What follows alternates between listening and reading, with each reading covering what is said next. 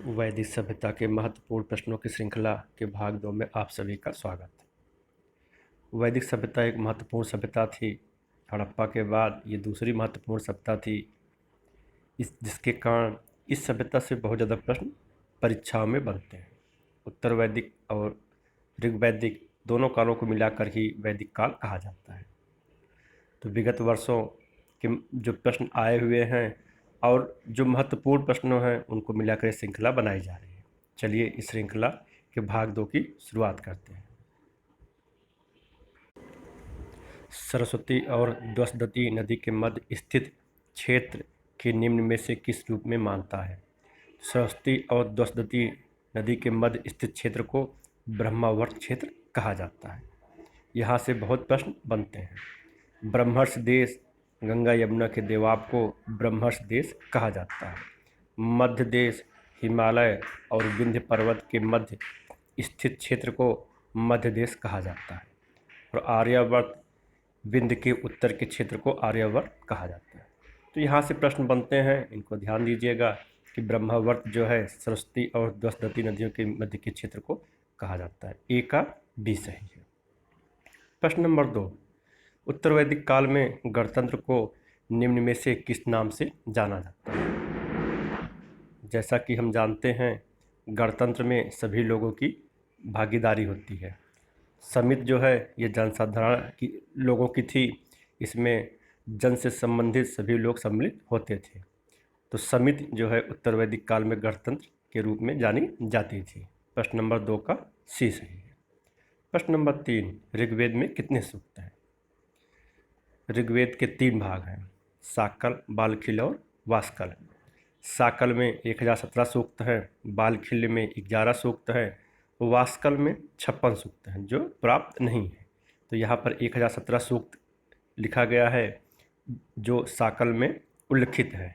तो प्रश्न उत्तर नंबर 3 का बी सही होगा, 1017 सूक्त। प्रश्न नंबर 4, विदेह माधव का वर्णन किस ब्राह्मण ग्रंथ में मिलता है? विदेह माधव का वर्णन शतपथ ब्राह्मण ग्रंथ में मिलता है जो यजुर्वेद का ब्राह्मण है। शतपथ के रचयिता याज्ञवल्क्य ऋषि है। ये बहुत महत्वपूर्ण ब्राह्मण है। विदेह माधव ये वैश्वानर अग्नि को प्रज्वलित करते हैं जिससे जंगल को जलाते हुए ये अग्नि गंगा यमुना के दोआब से आगे बढ़ती है और सदा नीरा जिसको गंडक कहते हैं वहाँ पर अग्नि जाके बुझ जाती है। इस तरह आर्यों का पूर्वी क्षेत्र में विस्तार होता है। इसकी पूर्वी सीमा गंडक निर्धारित होती है। इसी कहानी का वर्णन शतपथ ब्राह्मण में है जिसको विदेह माधव तथा गौतम रावगढ़ की कथा कही जाती है। 4 का बी सही है। प्रश्न नंबर 5, वैदिक काल में पाण को कहा जाता था जो? पाण ये पशुपालक होते थे, बी व्यापार को नियंत्रित करने वाला, सी गोपालक या चरवाहे, डी उपरोक्त सभी। पाणी जो है ये पशुपालक, व्यापार को नियंत्रित करने वाले, गोपाल और चरवाहक ये सभी होते थे। 5 का डी सही है। यहाँ पर एक प्रश्न और बनता है, जो पाणी होते थे ये पशुओं की चोरी करते थे जिसके कारण आर्यों से इनका संघर्ष का वर्णन मिलता रहता है। गो अपहरण जो सबसे ज़्यादा होता था वो पाणी ही करते थे। ये भी प्रश्न कई बार आ चुका है, इसको थोड़ा ध्यान दीजिएगा। प्रश्न नंबर 6, सूची 1 को सूची 2 से सुमेलित कीजिए। ऋग्वेद, जैसा कि हम जानते हैं ऋग्वेद के 2 ब्राह्मण हैं, ऐतरेय ब्राह्मण और कौशितक जिसको संख्यायन ब्राह्मण भी कहा जाता है। ए का 3 सही है। बी यजुर्वेद, यजुर्वेद का सबसे महत्वपूर्ण ब्राह्मण शतपथ ब्राह्मण है। बी का 4 सही है। सामवेद, सामवेद के पंचविश ब्राह्मण है जिसको तांड ब्राह्मण भी कहा जाता है। सी का 2 सही है। अथर्वेद, अथर्वेद का एकमात्र ब्राह्मण गोपथ ब्राह्मण है। तो इस तरह से ए का 3, बी का 4, सी का 2 और डी का 1। 6 का ए सही है। प्रश्न नंबर 6 का ए सही है। प्रश्न नंबर 7, निम्नलिखित उपनामों में किसका प्रयोग ऋग्वैदिक कालीन देवता इंद्र के लिए नहीं है? जैसा कि हम जानते हैं ऋग्वैदिक कालीन सर्वप्रमुख देवता इंद्र थे। इंद्र के लिए कई नामों का उपयोग किया जाता था, जिसमें रथेष्ट, कुशल रथ योद्धा, मध्वा, दानशील, वृत्रहंत, वृत्तासुर राक्षस का अंत करने वाले, ये उनके प्रमुख नाम थे। पर्यन, पर्यन जो है ये बादल के देवता थे, तो पर्यन जो है ये इंद्र के लिए प्रयुक्त नहीं किए जाते थे। 7 का डी सही है। प्रश्न नंबर 8, निम्नलिखित में से किसे मानव जाति का प्रथम ग्रंथ माना जाता है? तो मानव जाति का प्रथम ग्रंथ ऋग्वेद को माना जाता है। प्रश्न नंबर 8 का ए सही है। प्रश्न नंबर 9, निम्नलिखित कौन वैदिक राजतंत्र के अध्ययन में सहायक है? जैसा कि हम जानते हैं कि ऋग्वेद में 5 संस्थाओं का उल्लेख मिलता है। विदथ, सभा, समिति, परिषद और गण। ये पांचों संस्थाएं जो हैं उस समय के राजनीति में प्रमुख योगदान देती थी। तो यहाँ पर 4 का उल्लेख हुआ है, विदथ, सभा, परिषद, समिति। इनमें ई उपरोक्त सभी राजतंत्र में के अध्ययन में सहायक है। 9 का ई सही है। प्रश्न नंबर 10, उत्तर वैदिक युग में उत्तरी बिहार के आधुनिकीकरण का श्रेय किसे दिया जाता है? ए विदेह माधव, बी इंद्र, सी सुदास, डी अग्नि। जैसा कि हमने शपथ ब्राह्मण में विदेह माधव की कथा को देखा कि विदेह माधव के मुख से वैश्वानर अग्नि का जन्म होता है। यह अग्नि गंगा यमुना के दोयाब के आगे जंगलों को जलाती हुई गंडक, जिसको सदा नीरा नदी बोलते थे, वहाँ पर जाके समा जाती है। यह गंडक नदी उत्तरी बिहार में है। तो उत्तरी बिहार के आधुनिकीकरण का श्रेय विदेह माधव को दिया जाता है। 10 का ए सही है। प्रश्न नंबर 11, किस उपनिषद में मृत्यु संबंधी चर्चा की गई है? तो कठोपनिषद है जिसमें मृत्यु संबंधी चर्चा की गई है। इसमें यम और नचिकेता के बीच आत्मा परमात्मा इत्यादि का संवाद है। प्रश्नोत्तर नंबर 11 का बी सही है। यहाँ पर दिया है मृत्यु संबंधी चर्चा कठोपनिषद। फिर एक प्रश्न बनता है यम नचिकेता संवाद किसमें है? तो वो भी कठोपनिषद में है। तो इस तरह से ध्यान दीजिएगा कि कठोपनिषद बहुत महत्वपूर्ण उपनिषद है। प्रश्न नंबर 12, गो अपहरण प्रसंग ऋग्वेद में मुख्य रूप से नाम आता है। गायों के अपहरण में मुख्य रूप से किसका नाम आता है ऋग्वेदिक काल में? तो पाणी है, जो व्यापारी होते थे और ये गायों का अपहरण करते थे, जिसके कारण ऋग्वेदिक काल इनको म्लेच्छ कहते थे। 12 का सी सही है। प्रश्नोत्तर नंबर 13, जंगल की देवी अरण्य का प्रथम उल्लेख किस संहिता में मिलता है? ये ए ऋग संहिता में मिलता है। ऋग्वेद में जब हम उसके धर्म को पढ़ेंगे तो वहाँ पर अंतरिक्षवासी, आकाशवासी और पृथ्वीवासी देवी देवताओं की सूची है। उसमें जो पृथ्वीवासी देवी देवताओं की सूची है उसमें अरण्य देवी का उल्लेख है। तो ऋग संहिता में सबसे पहले जंगल की देवी अरण्य का उल्लेख है। 13 का ए सही है। प्रश्न नंबर 14, वैदिक सदानीरा का वर्तमान नाम क्या है? जैसे हमने देखा शतपथ ब्राह्मण में वैश्वानर अग्नि जो है ये सदानीरा, इसको गंडक बोलते हैं, उसमें जाकर बुझ जाती है। तो वैदिक सदानीरा का वर्तमान नाम गंडक है। 14 का सी सही है। प्रश्न नंबर 15, ऋग्वेद के अनुवाद में टीकाकार सहायक है सायण।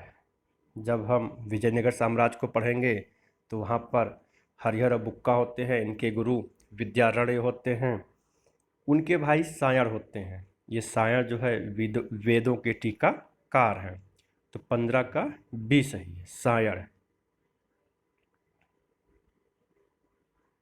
प्रश्न नंबर 16, निम्न में से कौन सा एक ऋग्वेद में स्त्रियों के विषय में सही नहीं है? वे सभा की कार्रवाई में भाग लेती थी, वे यज्ञ अनुष्ठान करती थी, वे युद्धों में सक्रिय रूप से भाग लेती थी, उनका विवाह यौनारंभ से पूर्व हो जाता था। जैसा कि हम जानते हैं कि ऋग्वैदिक स्त्रियां सभा की कार्रवाई में भाग लेती थी, जिसके कारण वो सभावती कही जाती थी। वे यज्ञ कार्यों में भी भाग लेती थीं वे युद्धों में सक्रिय रूप से भाग लेते थे। ए, बी, सी तीनों सही है। इसमें डी, उनका विवाह यौनारंभ से पूर्व हो जाता था, ये गलत है, क्योंकि उनका विवाह 16-17 साल की आयु में होता था, जिससे उनको अध्ययन के लिए समुचित समय मिलता था। 16 का डी सही है। प्रश्न नंबर 17, वैदिक ग्रंथों में प्रयुक्त ऋत शब्द किससे संबंधित है? ए, धातु विज्ञान के अध्ययन से, बी, नैतिक व्यवस्था से, सी, धर्म से संबंधित, डी, वैदिक सूक्त से। तो ऋत का जो अर्थ है नैतिक व्यवस्था से। 17 का बी सही है। प्रश्न नंबर 18, वैदिक ग्रंथों में ऊसर शब्द के लिए व्यंजक शब्द है। ऊसर के लिए खिल्व शब्द का उपयोग किया गया है। 18 का डी सही है। कुल्या का उल्लेख सर्वप्रथम अथर्ववेद में हुआ है। कुल्या का अर्थ है नहर, क्षेत्र का अर्थ है जुते हुए खेत। तो इस तरह प्रश्न नंबर 18 का डी सही, खिल्व, जिसका उपयोग ऊसर भूमि के लिए हुआ है। प्रश्न नंबर 19, प्राचीन भारतीय धर्म ग्रंथ में किसके साथ कृष्ण के विरोध का उल्लेख मिलता है? तो इसमें ए, ब्रह्मा, बी, रुद्र, सी, इंद्र, डी, वरुण। जैसा कि हम जानते हैं कृष्ण के विरोध का उल्लेख इंद्र के साथ मिलता है। एक बार जब इंद्र नाराज हो गए तो ये मथुरा और ब्रज को डिबोने के लिए खूब बारिश करते हैं और कृष्ण भगवान गोवर्धन पर्वत को अपनी उंगली पर उठाते हैं। तो उसी विरोध का उल्लेख की बात हो रही है। तो कृष्ण के विरोध का उल्लेख किससे मिलता है? इंद्र से। 19 का सी सही है। प्रश्न नंबर 20, ऋग्वैदिक काल में लोग इंद्र का निम्नलिखित प्रयोजन से आह्वान करते थे। जैसा कि हम जानते हैं ऋग्वैदिक काल में जो पूजा की जाती थी उसका मुख्य उद्देश्य भौतिक सुख था। तो यहाँ पर ज्ञान प्राप्ति, मरणोपरांत जीवन, मोक्ष प्राप्ति, ये तीनों नहीं है, भौतिक सुख एवं विजय के लिए इंद्र की पूजा करते थे। 20 का डी सही है। प्रश्न नंबर 21, निम्नलिखित में से कौन सी बातें उत्तर वैदिक काल की लक्षण है? ए, जंगलों का व्यापक रूप से जलाया जाना, बी, लौह उपकरणों का निर्माण, सी, ऋतुओं का ज्ञान, और डी, बड़े पैमाने पर सिंचाई। जैसे 1, 2, 3, 4, ABCD के स्थान पे 1, 2, 3, 4 का उल्लेख है। जैसा कि हम जानते हैं उत्तर वैदिक काल में जंगलों को व्यापक रूप से जलाया गया, जिसका वर्णन विदेव माधव की कथा के रूप में शतपथ ब्राह्मण में है। 1000 ईसा पूर्व में भारत में लौह उपकरणों का प्रयोग होता है, लोहे का उपयोग होता है, जिससे कुल्हाड़ी बनाई जाती है, हल बनाए जाते हैं, विभिन्न लौह उपकरण बनाए जाते हैं, जिसके कारण जो ऋग्वैदिक काल में मुख्य पेशा, मुख्य व्यवसाय पशुपालन था, वही उत्तर वैदिक काल में कृषि हो जाता है लौह उपकरणों के निर्माण से। इनको ऋतुओं का ज्ञान था, जिसके आधार पर अपनी कृषि की क्रियाओं को करते थे। 1, 2, 3 ये सही है, बड़े पैमाने पर सिंचाई का अभाव था। 4 गलत है। तो 21 का ए सही है, 1, 2 एवं 3। प्रश्न नंबर 22, वैदिक संस्कृत के विषय में निम्नलिखित में से कौन सही सुमेलित है? असुर एक पवित्र पौधा, पूषण जनजातीय सभा, ऋत मादक पेय, ऋभु बौने। जैसा कि हम जानते हैं अन्य जो आर्यों से अन्य थे उनके लिए असुर शब्द का प्रयोग किया गया है।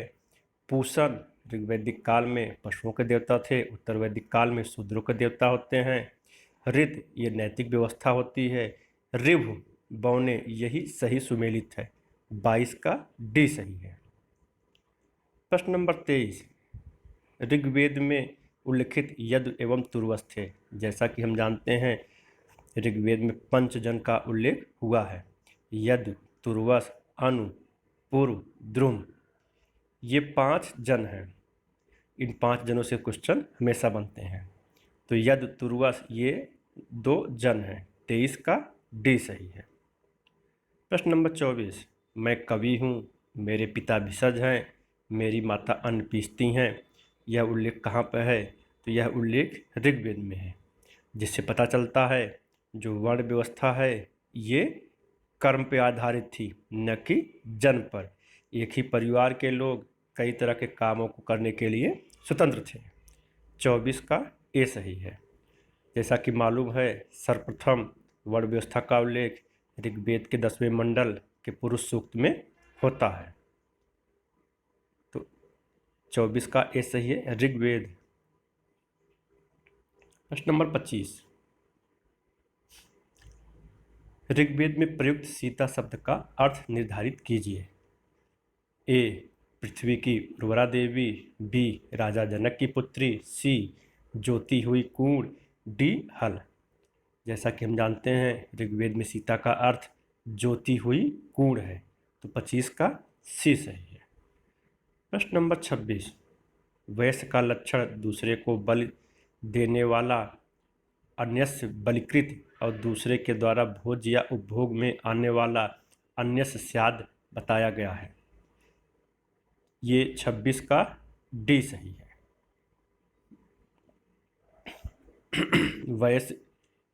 वैश्य को अन्यस्य बलाधिकृत कहा गया है। बल का अर्थ है स्वैच्छिक कर। ऋग्वेद में हम देखते हैं, जब राजा भूमि का स्वामी नहीं था तो बल नामक कर था जो स्वैच्छिक कर था। वहीं उत्तर वैदिक काल में जब नियमित कर आते हैं तो भाग और शुल्क नामक दो कर का उल्लेख होता है। यहाँ से एक प्रश्न और बनता है कि कौन करों को चुकाता था, तो वो वैश्य थे। करों को चुकाने के कारण इन्हें अन्यस्य बलिकृत कहा गया है कि सभी कर वैसे ही चुकाते थे। 26 का डी सही। इसको ध्यान दीजिएगा कि जो वैश्य थे यही व्यवसाय करते थे, जिसके कारण ये खेतीबाड़ी करते थे, जिसके कारण सभी कर यही चुकाते थे। इनका समाज में बहुत महत्वपूर्ण स्थान था। 26 का डी सही। प्रश्न नंबर 27, निम्न में से किसे वैदिक साहित्य में शामिल नहीं किया गया है। संहिता, आरण्यक, स्मृति, उपनिषद। जैसा कि हम जानते हैं, वैदिक साहित्य में वेद, ब्राह्मण, आरण्यक और उपनिषद शामिल हैं। उनमें स्मृतियों को शामिल नहीं किया गया है, तो 27 का सी सही है। प्रश्न नंबर 28, पूर्व वैदिक आर्य समुद्री व्यापार नहीं करते थे, यह किसने कहा। डॉक्टर वीपी आप्टे ने कहा कि पूर्व वैदिक आर्य समुद्री व्यापार नहीं करते थे। समुद्र के लिए ऋग्वेद में परावत शब्द का उल्लेख है, लेकिन उसके बारे में कोई भी जानकारी नहीं है, जिससे पता चलता है कि वैदिक आर्य जो है ये समुद्री व्यापार नहीं करते थे। इसका जो कथन है ये डॉक्टर वीपी आप्टे का है। 28 का डी सही है। प्रश्न नंबर 29, भारत में चित्रकारिता पर पहली प्राचीन पुस्तक है, तो अलग्रयण सूत्र जो है भारत में चित्रकारिता की पहली पुस्तक है। 29 का डी सही है। प्रश्न नंबर 30, वैदिक आर्यों ने सर्वप्रथम निम्न में से किसका प्रयोग किया। ये देखिए बहुत महत्वपूर्ण प्रश्न है। जब हम ऋग्वैदिक आर्य को पढ़ेंगे तो एक भोज्य आता है क्षीर पकौदन। क्षीर पकौदन में दूध के साथ यव, जिसको जव बोलते हैं, यव का उपयोग किया गया। तो ऋग्वैदिक आर्यों निम्न में से सबसे पहले जव का प्रयोग किया। 30 का बी सही है। प्रश्न नंबर 31, मैक्स मूलर के अनुसार आर्यों का मूल स्थान मध्य एशिया था। मैक्स मूलर बताते हैं कि आर्य मध्य एशिया से भारत की तरफ आए, यही सर्वमान्य मत है। 31 का सी सही है। प्रश्न नंबर 32, स्त्रियों के साथ समानता का व्यवहार किया जाता था। वैदिक काल, हर्षवर्धन काल, गुप्त काल, कभी नहीं। जैसा कि हम जानते हैं कि वैदिक काल में स्त्रियों के साथ समानता का व्यवहार किया जाता था। उनको सभी संस्थाओं में प्रवेश करने की अनुमति थी। पुरुषों के समान उनको जो उस समय तत्कालीन संस्थाएं थी, सभा, समिति, विदथ, गण, परिषद, इसमें वो भाग ले सकती थी। राजनीति के साथ साथ धार्मिक, युद्ध, सभी में वो भाग लेने की योग्य होती थी। इसके साथ उनको उपनयन संस्कार भी दिया जाता था, जिसके कारण अपाला, घोषा, सिक्ता, विश्वारी इत्यादि जो विदुषी महिलाएं थी जिन्होंने ऋग्वैदिक मंत्रों की रचना की थी। तो 32 का ए सही है। वैदिक काल में स्त्रियों के साथ समानता का व्यवहार किया जाता था। प्रश्न नंबर 33, सबसे प्राचीन भारतीय भाषा की पुस्तक निम्न में से कौन है। सबसे प्राचीन भारतीय भाषा की पुस्तक निम्न में से निरुक्त है, जिसके रचनाकार यास्क है। यह कठिन शब्दों का संकलन है। 33 का डी सही है। इसी के साथ महत्वपूर्ण प्रश्नों की श्रृंखला का भाग 2 समाप्त होता है। धन्यवाद।